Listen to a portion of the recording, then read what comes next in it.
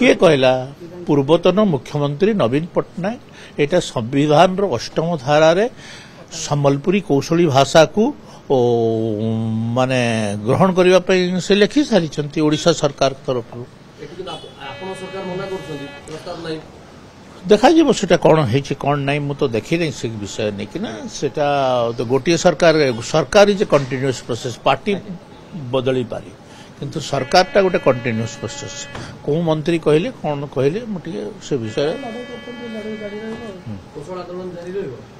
कौशल आंदोलन रो कि कौशल पार्टी रो मु सदस्य मु भारतीय जनता पार्टी रो सदस्य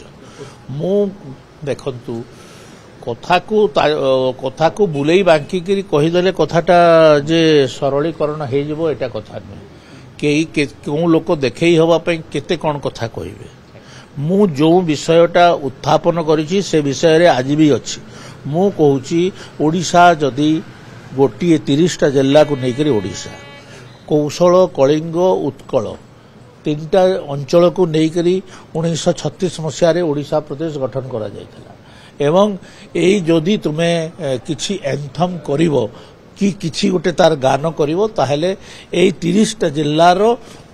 कथा रहिबा कथा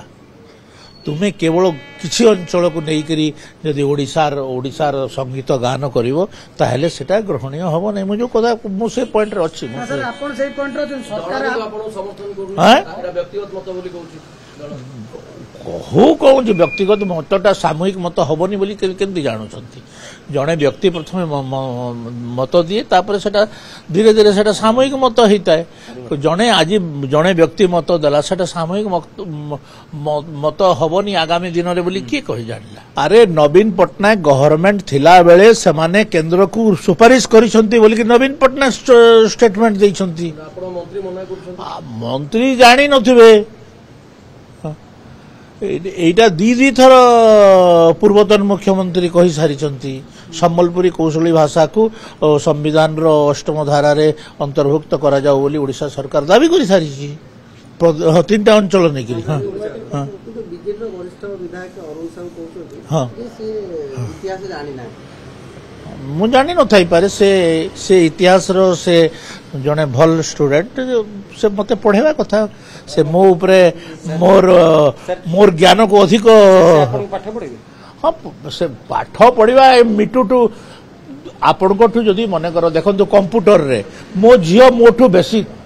मो पुओ मोठू बेसी जानूची मु ताठू शिखुची कि नहीं मु पाठ पढ़ा काहाठू पाठ पढ़ा कुंठाबोध करेनी कारण मोर ज्ञान सीमित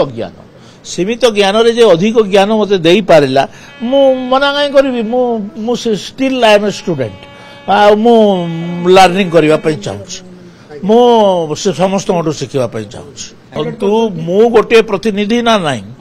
मु गोटे प्रतिनिधि हिसाब रे मोर किछि स्वाधीनता अछि ना नहीं मु मोर मंतव्य देबी सेटा किए ग्रहण कला न कला मु कोन करि पारबी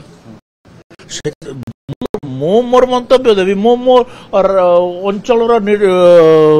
अंचल एटा स्वार्थ दृष्टि संघर्ष करी जदि मो अंचल स्वार्थ को लेकर संघर्ष कली से किए समालोचना कला करू ना मते कौन हो जाऊँ।